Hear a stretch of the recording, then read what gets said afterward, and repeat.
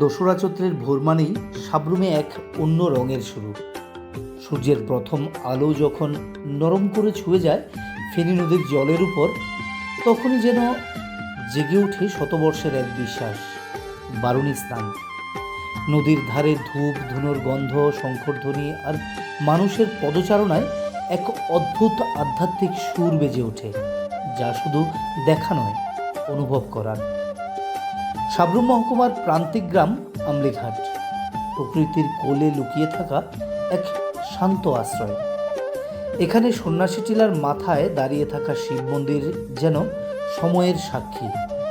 বছরের এই একদিন নীরব পাহাড়ি পথগুলি হঠাৎ ভরে ওঠে ভক্তদের পদচারণায়। ভোরের আলো ফুটতেই মানুষ নেমে পড়েন ফেনী নদীতে। ঠান্ডা জলে স্নান করে তারা পূর্বপুরুষদের উদ্দেশ্যে তর্পণ করেন। সেই মুহূর্তে ধর্মীয় সীমানা মুছে যায়, সবাই এক হয়ে দাঁড়ায় বিশ্বাসের জলে। এখানকার মেলা শুধু ধর্মীয় নয়, গ্রামীণ জীবনের এক জীবন্ত প্রতিচ্ছবি। কৃষকেরা নিয়ে আসেন তাদের ক্ষেতের ফসল, দোকানিরা সাজান রঙিন পসরা। মাটির গন্ধ, সর্ষের সুধা, সুবাস আর মানুষের হাসি, সব মিলিয়ে এক অদ্ভুত উষ্ণতা ছড়িয়ে পড়ে চারদিকে। অপরদিকে সাব্রুম শহর সংলগ্ন ফেনী নদীর তীর যেন এদিনের মূল মঞ্চ হয়ে ওঠে। শতবর্ষ প্রাচীন এই বারুণী মেলায় সকাল থেকেই উপচে পড়া ভিড়। দূর দূরান্ত থেকে মানুষ ছুটে আসেন এক ফোঁটা পবিত্রতার খোঁজে। নদীতে স্নান আর তর্পণের দৃশ্য যেন এক জীবন্ত কাব্য। কেউ চোখ বন্ধ করে প্রার্থনায়, আবার কেউ নিঃশব্দে স্মরণ করছেন তাদের পূর্বপুরুষদের। এই মেলায় শুধু ধর্ম নয়, আছে জীবনের স্পন্দন। চারদিকে বসে চাঁদের হাট, তরমুজের লাল রং, ভুট্টার সোনালি আভা, বাঁশবেতের শিল্পকর্ম আর মাটির তৈজসপত্র, সব মিলিয়ে এক বর্ণালী চিত্রপট। পাহাড়ি জনজাতি থেকে শুরু করে কামার কুমোর সবাই মিলে গড়ে তোলে এক সামষ্টিক উৎসব।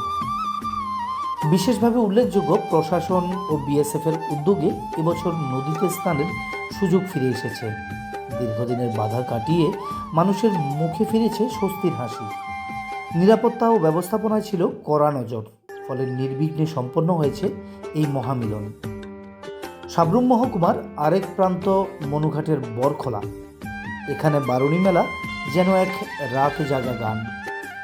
মতুয়া সম্প্রদায়ের উদ্যোগে শুরু হয় এই মেলা, আর তার কেন্দ্রবিন্দু ভক্তি আর নাম সংকীর্তন। মেলার আগের দিন থেকে শুরু হয় কীর্তনের ধ্বনি, যা বারুণীর দিন সারা রাত ধরে ছড়িয়ে পড়ে মাঠে ঘাটে। চারদিকে সবুজ শস্য ক্ষেতের মাঝখানে এই মেলা যেন এক জীবন্ত চিত্রকাব্য। এখানে মেলার রূপ আরও ভিন্ন। শিশুদের খেলনা, মাটির বাসন, কাপড়ের দোকান আর গ্রাম্য জীবনের সরল আনন্দ। স্থানীয় মানুষ শিব পার্বতী সেজে গাজন নৃত্যে মাতিয়ে তোলেন পরিবেশ। সেই নৃত্যে থাকে আনন্দ, ভক্তি আর লোকসংস্কৃতির গভীর ছাপ। আমলিঘাট, সাব্রুম শহরের ফেনী নদীর তীর আর বরখোলা, এই তিনটি বারুণী মেলা যেন তিনটি আলাদা রং, কিন্তু তাদের আত্মা এক। এখানে ধর্ম মিশেছে সংস্কৃতির সঙ্গে, অর্থনীতি জড়িয়ে আছে মানুষের জীবনের সঙ্গে, আর সব কিছুর উপরে রয়েছে এক অদ্ভুত টান, ফিরে আসার টান। এই মেলা শুধু উৎসব নয়, এক জীবন্ত ঐতিহ্য, যা প্রজন্ম থেকে প্রজন্ম বয়ে চলছে। যে কেউ একবার এলে বুঝতে পারবে, এই শুধু দেখা নয়, অনুভব করার জায়গা। আর তাই বছর ঘুরে আবার যখন চৈত্রের হাওয়া বইবে, তখন মন আপনাতেই বলবে, চলো আবার ফিরে যাই সাব্রুমের বারুণী মেলা।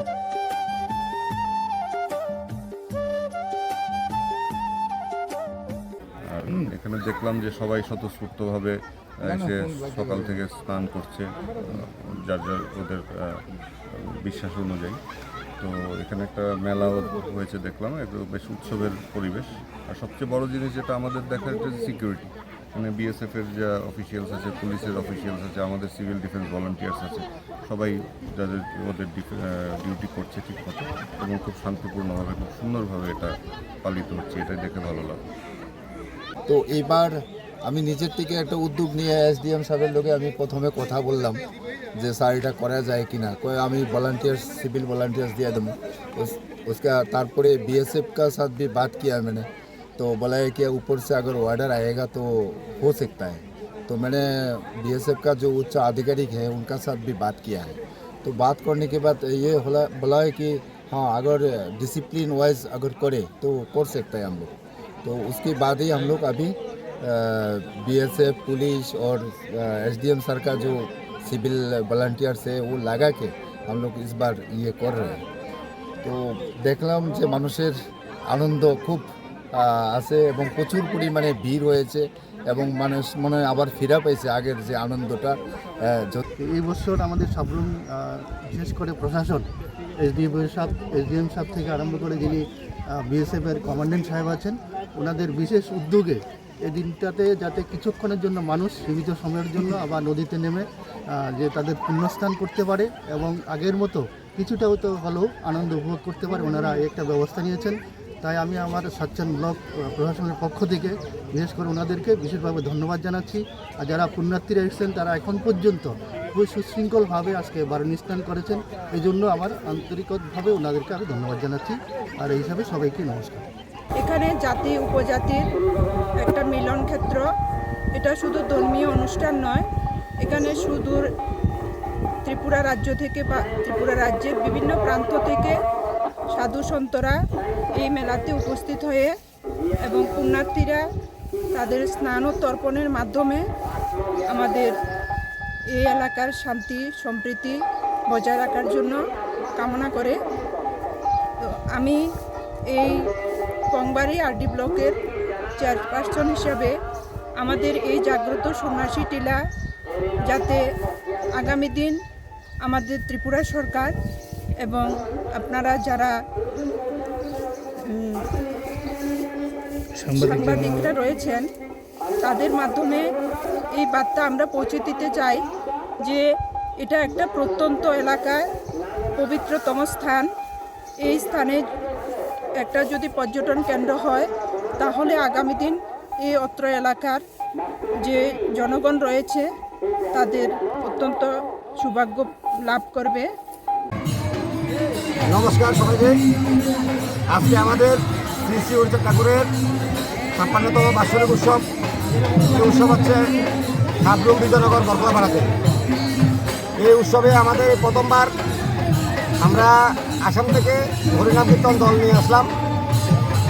আমরা যে হরিচাঁদ ঠাকুর উৎসবটা করছি সে উৎসবের সভাপতি হচ্ছেন গৌতম মজুমদার মাস্টার মশাই। এই গৌতম দাদার কারণে আমরা আজকে এই এত বড় উৎসব করতে পারছি এবং এই প্রথমবার গুয়াহাটি থেকে উৎসব দলের নিয়ে এলাম এবং আমাদের সম্পাদক হচ্ছে দীপরাজ মজুমদার, সহসভাপতি হচ্ছে সন্তোষ মজুমদার, আমাদের রাজীব মজুমদার হচ্ছে কোষাধ্যক্ষ। কত বছর ধরে চলছে এটা? কত বছর ধরে চলছে আমাদের এই হরিচাঁদ ঠাকুর উৎসবটা চলছে ৫৬তম উৎসব, প্রায় ৫০ বছর পর্যন্ত এখানে উৎসব হচ্ছে। দীর্ঘদিনের একটা প্রতীক্ষা ছিল। বাংলাদেশের যে সরকার ছিল এটাই তো একটা ব্যতিক্রমী ছিল, যার কারণে এখন তারেক রহমানের সরকার বসার পরে দুই দেশের যে আন্তরিকতা সৃষ্টি হয়েছে এবং সেটারই ফলশ্রুতি হিসাবে আজকে আমাদের সাবরুমের যে বারুণী মেলা একটা ঐতিহ্যবাহী মেলা। এই মানুষের সকাল থেকে প্রায় ভোর ৫টা থেকে মানুষের সমাগম এবং প্রায় হাজার হাজারের লোক তীর্থ করতেছে। আমরাও নদীতে গেছি, স্নান করছি, পিতৃপুরুষদের জন্য তর্পণ করা হয়েছে এবং হাজার হাজারের লোক আসতেছে। সবারই মঙ্গল করা হোক, দেশবাসীর মঙ্গল কামনা করি আমরা।